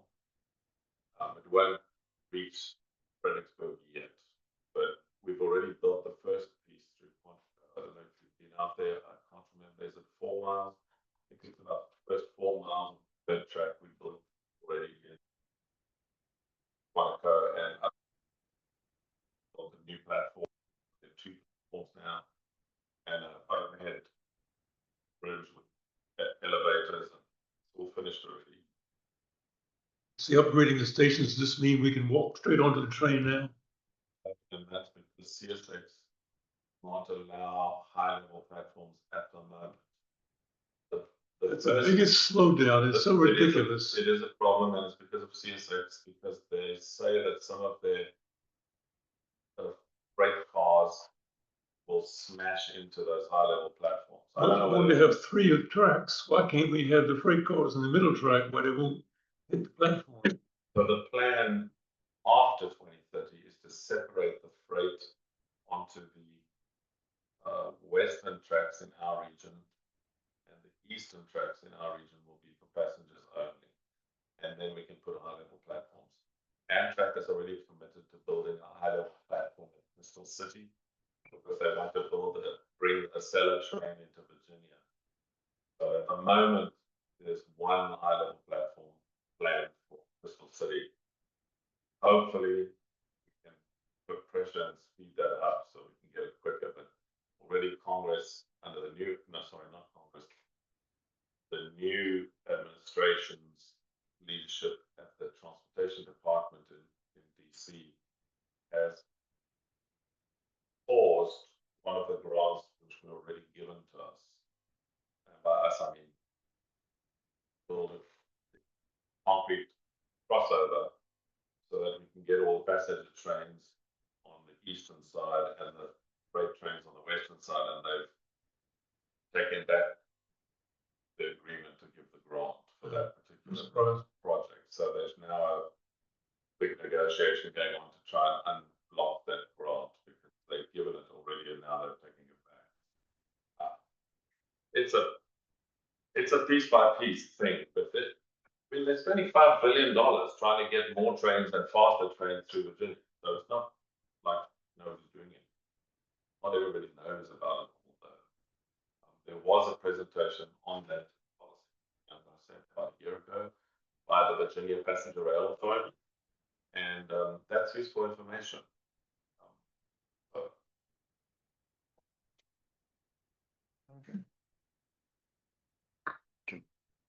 But the long range plan was going to be updated soon. Yep, we're about to, staff is actually meeting about just drafting kind of the process of what we need to do tomorrow. So that is something that we are kicking off this fall, winter, and developing through 2026. That would be coming back for the committee at different points in time for kind of feedback on that process and plan. Has there been I'm sure a press release will be issued, but any kind of event planned for the weekend traveling or? So the Virginia Rail Express will announce it when they've got the date, but they're waiting for the negotiation with CTAC to be, and then they will announce it, and it's going to be 2 trains up in the morning and 2 trains back in the afternoon, evening. So it's a 4-train plan. They're testing the water to see if the public want it, and so they will make a big splash announcement once they've got the contract agreed with CSX, and it's time I ask, they tell me it's coming. But their board approved it, the funding was approved, so it's a question of could happen quicker if CSX just agrees the slots. But put them in between freight trains. Any other comments or ideas? Is there a light at the end of the tunnel? Yeah, that's. For this discussion, is there a light at the end of the tunnel? Yeah, it's a train. Amtrak has just No, I meant on this discussion. No, the light at the end of the tunnel will be, I'll be going to the policy committee and talking to them about a lot of this stuff. I mean, we are members of the policy committee, isn't that correct? So, anybody else wants to join them, you know, please do. But what I'm hoping to do is, I'm hoping to convey to them what we're planning to do, and this is what I've been hearing today. And I want y'all to tell me if where I'm off and where I'm correct. Number one, we see our role as I said a couple of times, we feed up and we feed down. We are to tell the policy committees things that they should be involved, you know, they should know about for transportation, and we need to spread information from the policy committee out to the community of activities and things that are going on. There was we talked about the following up on the status of projects of more. The conversation went in 2 ways. Number one, it was we wanted to be more detailed on what we see. For example, there was a conversation we had been much more involved with the status of projects. So one of the things that we talked about was having the list of the projects that we're gonna be getting every month to keep us up to date about where we are, and that's gonna help us with connectivity to share with the other committees. I also heard that we need to also try to figure out a way to get information from the community about details. For example, like the VDOT reportathon, but just get that information. Hey, VDOT reportathon information is out here. You can apply. You can apply and figure out. Tell people, tell VDOT what problems there are. That's that's the other thing. I also heard we need to expand, do some education on for what I consider more planning, more not detailed, more larger scale, more long range.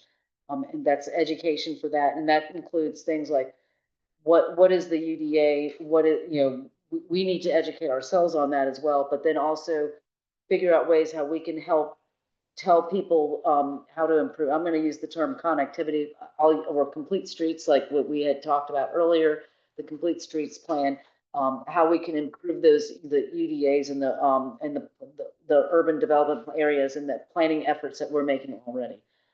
That's what I'm hearing. Am I missing anything? Am I off base? I wouldn't go to them with our just newly born concepts of what we think we want to do and kind of where we're going. We're not seeking their approval. We're not really telling them anything because it's still, this is half baked right now, right? Absolutely. And so I would say we implement some of this, we focus on some of these. About 3 months, we go back to, here's some changes we made. Here's an example of the kind of thing we focus on that supports our goals. We'd have a lot better story to tell them than tell them now, we're going to kind of do this. Well, I would, yeah, you're one man thing. Yeah, you're absolutely right, because, but, we're kind of like we're kind of at a crossroads. I mean, that's how you're right. I'm just kind of trying to summarize our conversation here. Yeah. But we are at a crossroads. This committee is at we just did a huge project, and we deserve a pat on the back. We are the CTAC committee, and we came up with a conclusion, a recommendation. We sent it up there. They agreed with it. We're moving on it. It's time to close the book. It's time to find another project.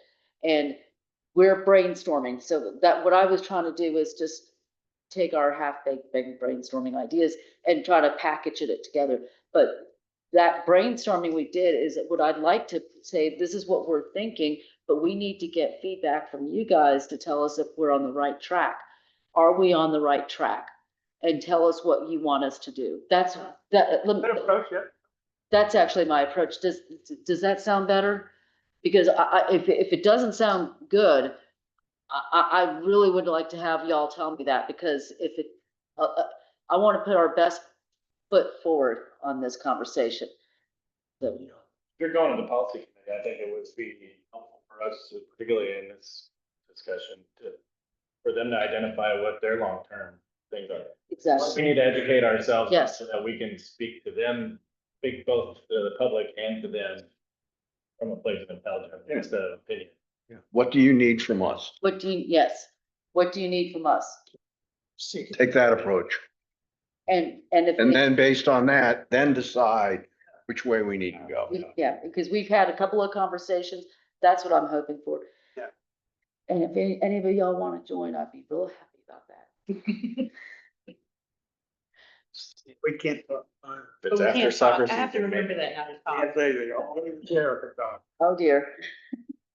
What it's worth, it would be not to make a presentation like that and wait until we've got something concrete that we're concerned about. You can say that we're. Considering various ideas. Okay, I'm gonna continue. Have we beaten this one? Yep. All right, so next item is bylaws and members report. Pull up the revision and draft considerations. We'll just jump straight to that so you can see the text. And if you wish to take action, you can to adopt it or amend it, and I'll make those changes. And yes, you can vote to finalize any of this. This is Rupert, I move that we accept the adoption. Vote the adoption. This is Then all- that. This is just basically a summary of our conversations we've had about the member prepared packages and presentations. Yeah, just a point of clarification, we discussed before the meeting.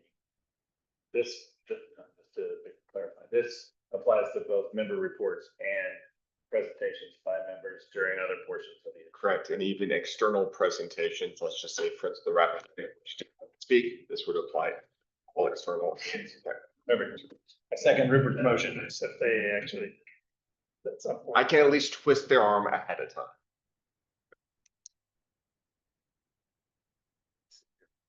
So free presentations is 3 times 50 is help me with the math here.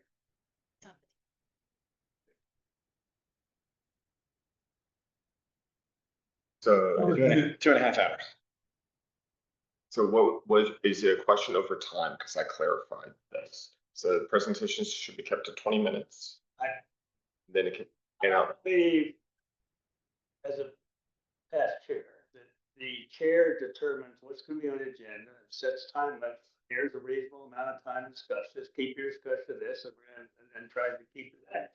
And you develop just the agenda each month to fit in this, and it might mean this thing isn't discussed this week. yes. We just ran out. I mean, you just said everyone else was going, hey, give me my 50 minutes without getting approved by anybody, or. You can have my 50 minutes, David. It's still that members should not submit multiple or competing presentations regarding the same general subject, and all members giving presentations should work with the chair to streamline discussions regarding subject. What is meant by competing? I don't want, okay. When I wrote this is I did not want, say, trying to think of a good topic.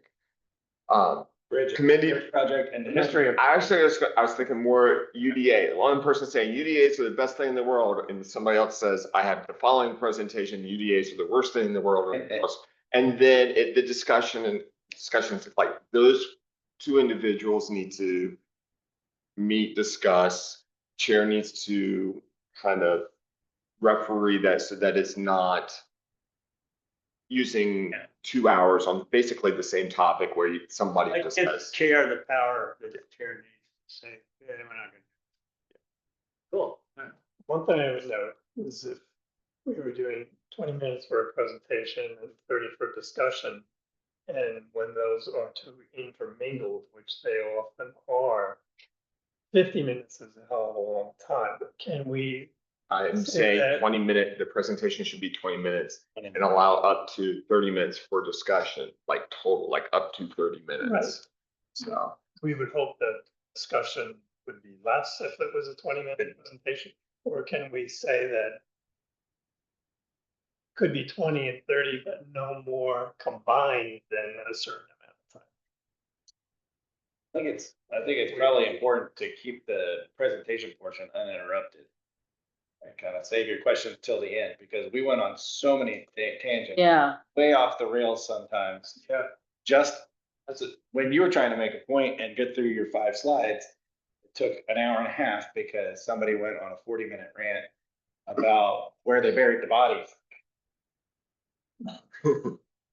Now, my question to you, John, why 20 minutes? Why not 15?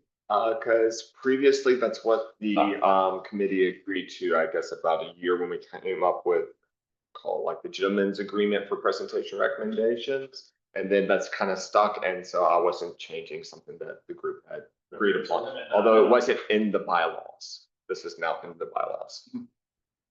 you know, I'm hearing, well, Could you also try it and make adjustments? You can make- down the road? I mean, I think am I hearing that we were talking about 20 minutes for the presentation and then basically another 10 minutes for the discussion for a total of 30 minutes? Or are we back to the 20? Up to. But nobody has to take that long, ever. And my thing is that Said nobody ever. I like mine, let's Whether go it should 15, be let's go 15 and streamlined. 15 and keep it at 30. in some discussions, 50 is almost short. Yeah, for things, but I think it's also up to the committee to say, hey, we're done talking about this, or let's pause it. Like anybody can make a motion to table this discussion and move on to the next agenda item. I think that's. Yeah, that's what I was thinking, like, Yeah. the Like- chairs at the discretion of the chair or something. yeah, or maybe, Cut it. yeah, maybe. Cut it off. Like, that's this group's. I don't want to be, as a staff member, to say, put limits that y'all have not proposed, so. We don't want to be in a position. Yeah, where the chair we- might want to It's go on 10:30 tonight. for You the want to go on 30 hours. I don't want to be the one inhibiting public participation. That's right. What if we added some power Okay, 30. to the chair or vice chair? The chair has that. I mean, I know they already control I'd be getting. agenda, It's harder. Never went over. but when you're in the midst of, up to 20-minute presentation, hard to stop somebody in the middle of a thought. Pretty without serious, feeling like a 9-minute, whatever. And other chairs have different prerogatives. Like, actually, that was one of Tim's. Tim actually wanted to have the long discussion because he felt like it was a big deal, big issue, and did not want to. Didn't do that. So, I mean, that was still working within the chair's discretion, and Tim did, I think, a very good job of saying, no, we need to do a deep dive, in this case, the river crossing over these subjects. But that is kind of a chair level. Some chairs are like, nope, it's hard cut. Other chairs are very lenient. It really depends almost on. So I want to allow the chair to have that flexibility, freedom too. So, yeah. I mean, yeah, after 20 minutes, we can just say, is, you want to continue? When's it hated? A little problem was the competing word there, because if somebody comes up with something that's totally ridiculous and off the wall, somebody, I guess, obviously come up with this guy there. Yeah. Well, Anyway, we have a motion and a second. Gonna happen during the 30 minutes or less discussion. That would be an opportunity for the person with competing idea to say, hey, no, I don't really agree with that. It wouldn't really be presentation that's established that's going to the adversarial to the other person. I think it's good. Maybe you don't want to say competing, but just presentation on the same topic. But if you have 3 presentations, each 20 minutes on something, plus 30 minutes discussion on the topic. Either We'll way, be here for hours. So that's good too. I have a house to go to. Okay, so we have a motion and a second. We got multiple. We have a motion and we have a second. Yep. And we've had discussion. Are we ready to vote? Yes. Okay, all in favor? Aye. All against? I mean, nay. Mm. Nay. One nay. One no. Okay, the motion passes. And the next item is staff reports. Advisory committee.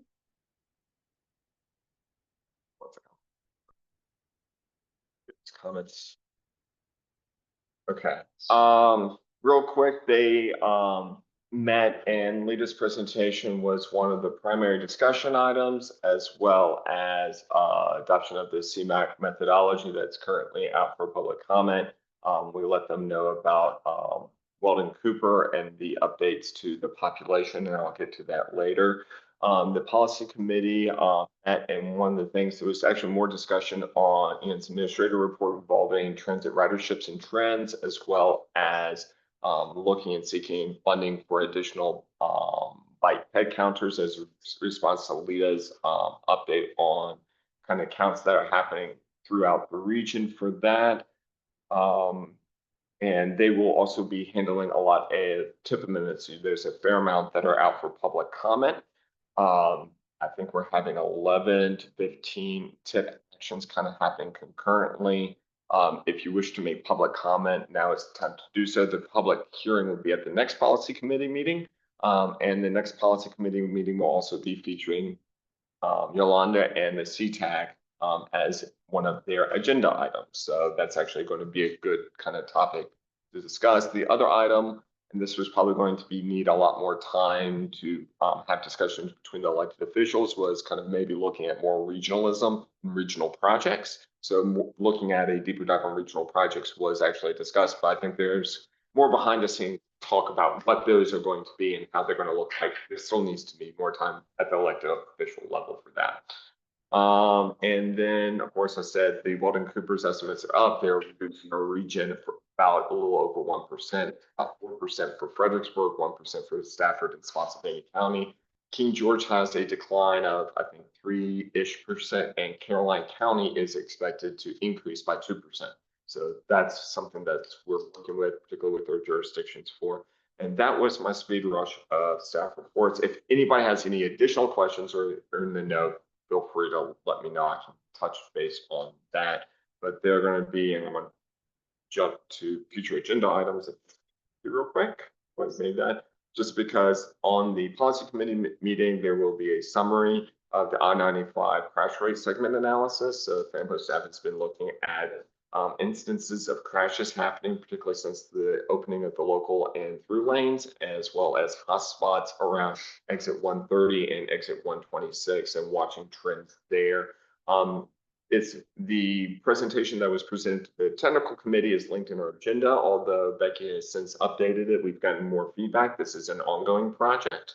So the project that's now linked on the policy committee agenda is a little bit more, has a couple more updates, like the technical committee asked instead of intervals of a mile to break it down into quarter mile. So we have more granular data there, as well as questions over the methodology and whatnot. We're refining that and working with our VDOT partners because we think there's a hot spot, but again, like any project, there's a lot of moving elements as the improvements of exit 126 are coming online. Of course, construction differences between timing, post-COVID, and other things that are happening.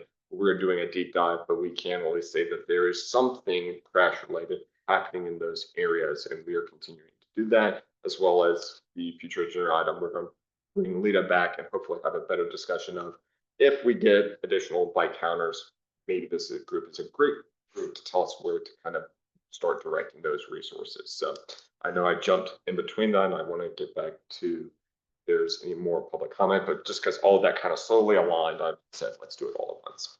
Go for it. Any comments or questions? One comment. Here's an idea for the CTAC and DC. We don't get a briefing on it. Put it on the agenda, if any member, because everybody has the opportunity to watch it live or review afterward. They can look at the agenda, say, I want to look at that and go online.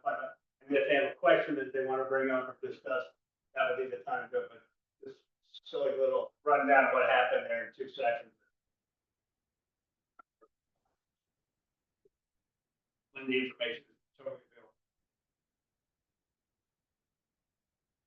Or if there's a specific thing that we want to talk about, the president affects.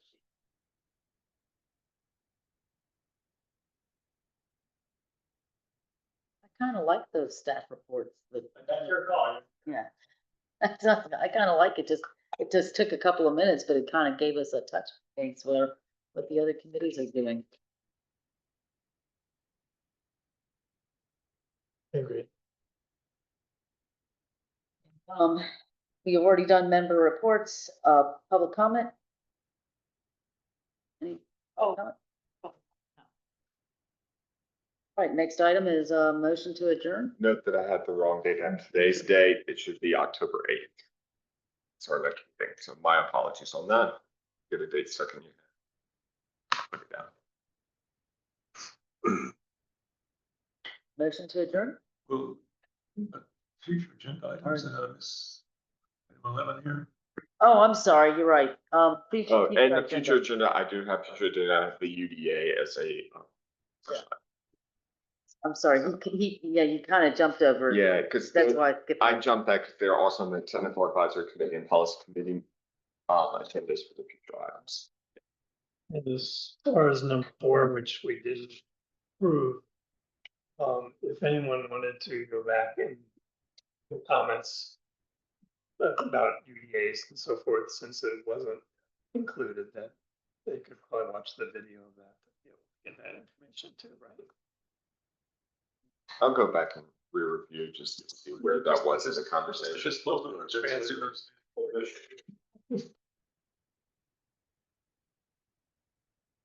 I'll go back and read.